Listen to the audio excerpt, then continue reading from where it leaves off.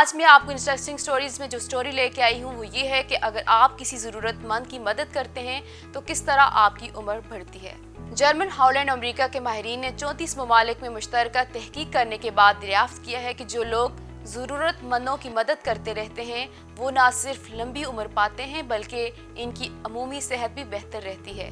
PNAS کے تازہ شمارے میں آن لائن شائع ہونے والی تحقیق میں انسانی صحت اور عمر کا انسانی رویوں کے ساتھ تعلق معلوم کرنے کی کوشش کی گئی تھی۔ ایک دوسرے کی مدد یا تعاون باہمی کا رویہ کوئی عجیب و غریب نہیں بلکہ یہ چیونٹیوں سے لے کر ہاتھیوں تک پایا جاتا ہے، یعنی ہم کہہ سکتے ہیں کہ ایک دوسرے کی مدد کرنے کا جذبہ ہماری فطرت میں شامل ہے۔ البتہ یہ ماہرین جاننا چاہتے تھے کہ انسانی معاشروں میں جہاں آپس میں تعاون سے زیادہ مقابلے کا رجحان ہے، یہ طرز عمل کس نوعیت کا ہے اور اس سے انفرادی سطح پر کیا فائدہ پہنچتا ہے۔ اس مقصد کے لیے انہوں نے مختلف ممالک میں ضرورت مندوں کی مدد اور تعاون باہمی کے بارے میں کیے گئے مطالعات اور تحقیقات کو کھنگالنا شروع کیا۔ طویل تحقیق کے بعد واضح نتائج ان کے سامنے تھے۔ اس سے کوئی فرق نہیں پڑتا کہ آپ غریب ہیں یا امیر، لیکن اگر آپ ضرورت مندوں کی مدد کرنے کا مزاج رکھتے ہیں تو ممکنہ طور پر آپ کی عمر طویل ہوگی جبکہ صحت اچھی رہنے کا امکان بھی روشن ہے۔ جاپان اور فرانس میں امدادی باہمی کی شرح سب سے زیادہ دیکھی گئی، لیکن ساتھ ہی ساتھ عمومی صحت اور عمر بھی زیادہ مشاہدے میں آئی۔